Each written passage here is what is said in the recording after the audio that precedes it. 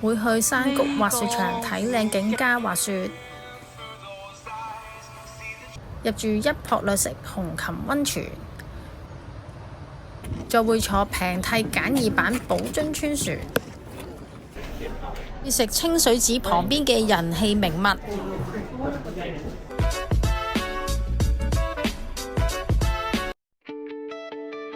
一早起身就揸車1個半小時上山滑雪。呢個雪場有9條雪道，新手同專家級都有。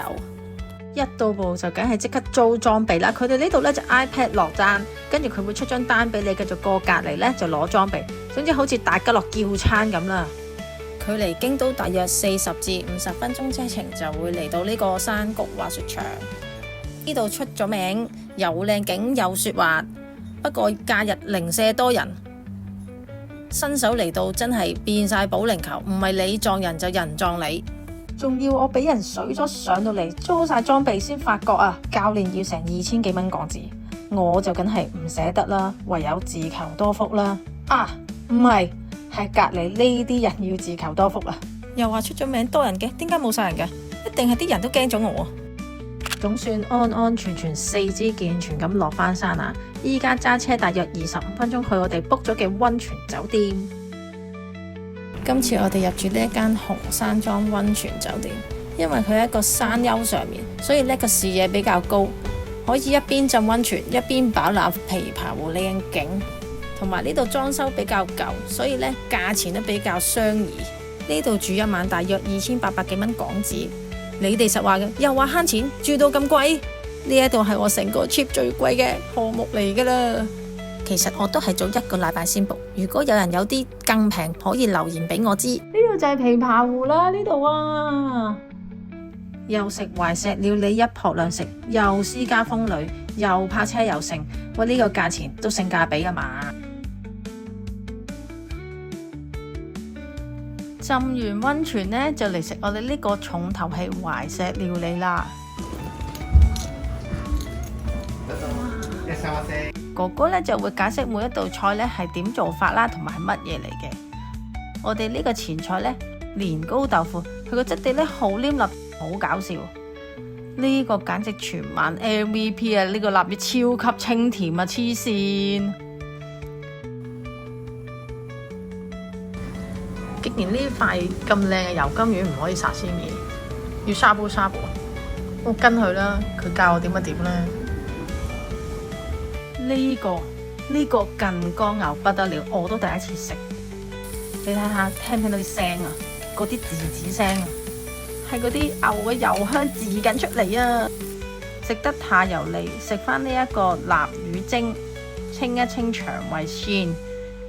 銀鱈魚唔使講噶啦，唔需要多講，一定好食。哇！成餐食咗2個鐘啊！哇，好攰啊，要即刻瞓覺啊！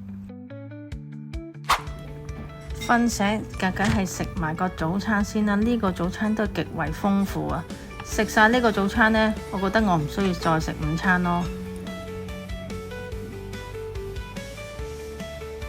食飽飽要同呢個咁靚嘅景講拜拜啦！距離酒店10分鐘車程就會去到滿月寺。呢度呢入場都要俾錢嘅，但係300 yen，小童100 yen。呢度呢有個好出名嘅打卡位呢，就係浮御堂啊。佢成個佛堂呢起喺個湖中心裏面。平時呢好多人打卡影相都好靚，不過今日呢又凍啦，又落雨啦，真係冇力。琴日仲要滑完雪，真係搞唔掂。兜個圈影幅相，上返車。快速參觀完浮御堂，我哋就揸返28分鐘車出返去京都市。清水寺就唔使多介紹啦，太耐冇嚟過，之前都唔覺有呢一間嘢。雖然佢大嗱嗱成500 yen 一串啊，不過我對呢啲人氣啊名物係完全冇抵抗力㗎。好似幾好食。雖然有啲貴，但係都俾咗錢試，就咁試個人氣咪算咯。好地地唔得嘅，係要試埋呢個乜鬼嘢八爪魚大葱。我朋友仔嚟到，一律建議食翻呢一個腐皮芝士得噶啦。喺旅遊區呢，即係都唔知有咩食嘛，就直接喺 Google 見到呢一間我由4.8分咁估出嚟試下啦。咁但係食完呢，我又覺得普普通通啦。反而我食咗1000 yen 已經 OK 嗰個呢，好似仲好食。可能嗌我3000幾 yen 嘅，佢話係黑黃黃嗰個呢，就其實都普通。咁如果計翻港紙都係而家係2個 set， 一個平一個貴啲呢，就59 yen 係啦，6000 yen。咁喺香港都食唔到啦呢個價錢。咁你旅遊區又唔想煩都 OK 嘅，但係就唔值4.8分咯。但係呢一間就係我哋今晚住嘅酒店啦，因為佢位於京都裏面，所以佢會收取一個京都嘅酒店稅。我哋呢間酒店呢係619蚊港紙1晚嘅，應該屬於6000至2萬 yen 嘅 range。其實呢，佢3月1號開始加價，其實我大嗱嗱每人都貴咗200 yen 噶啦。我呢個價位嘅酒店計翻，其實每人都係多400 yen，都係20蚊港紙啫。本身諗住600幾蚊都唔會有啲咩特別啦，殊不知有驚喜，用嘅嘢固然好啦，酒店嘅空間都好夠，2個大篋都冇問題。我呢個孤狗寒早餐錢梗係要慳啦，佢呢度仲有一間出名嘅麵包店，直送新鮮麵包過嚟俾你每日嘅早餐啊！唔好睇佢樣樣衰衰啊 ，reheat 翻呢好好食，尤其呢個圓形餅，舒舒服服喺度沖翻杯咖啡，又慳一餐。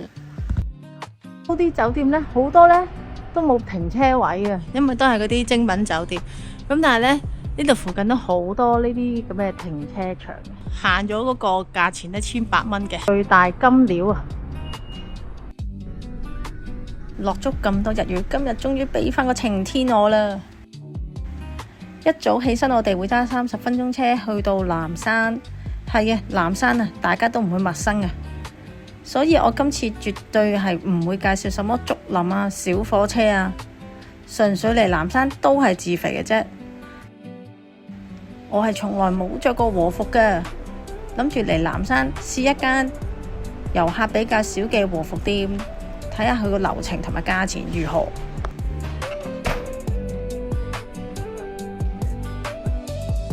呢間和服店比我上網睇嗰啲價錢會貴些少，傾好晒價錢先入去啦。點知入到去呢，佢話我好多嘢都唔包，要我再加錢，例如腰帶啊、手袋啊。最後我堅持冇加錢，其實出到嚟呢，基本嘢都有齊晒噶啦。我見呢間好忙啊，超多日本人啊，我就衝咗入去啦。呢間呢，我眼見啲衫靚啲啦，但係查實呢，你最平嗰個 package 其實佢唔係揀見到啲日本人好靚嗰啲嘅，會差少少嘅啲款式。因為着咗和服嘅關係呢，其實呢對鞋咧超極度難着啦。之前諗住去嗰啲咩竹林啊行嗰啲行唔喐嘅，所以焗住依家呢坐呢個船啊，咁咧就會喺呢一度啦，游一個圈去到對岸，咁啊唔使行得咁辛苦啦。呢個船俾我感覺有少少似坐緊寶津川船，不過坐嗰個激流要成1個半小時，我唔坐啦，咁凍。寶津川船一程都要成6000 yen， 如果想平替簡易版，坐翻我呢隻1500 yen搞掂。個船坐半個鐘，咁就落船啦，悠悠閒唔使行。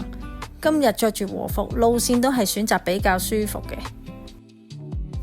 近近地去埋天龍寺，去埋渡月橋拍幾張相，咁就搞掂啦。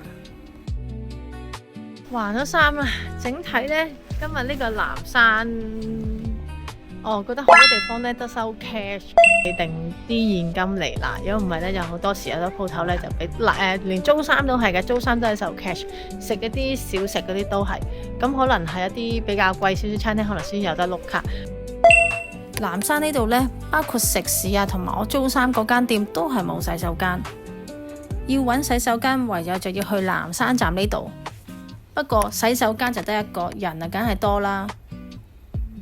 帶你去一個比較冇咁多人嘅洗手間，跟我嚟啦。直行，轉左手邊，呢度有 lift 直上3樓。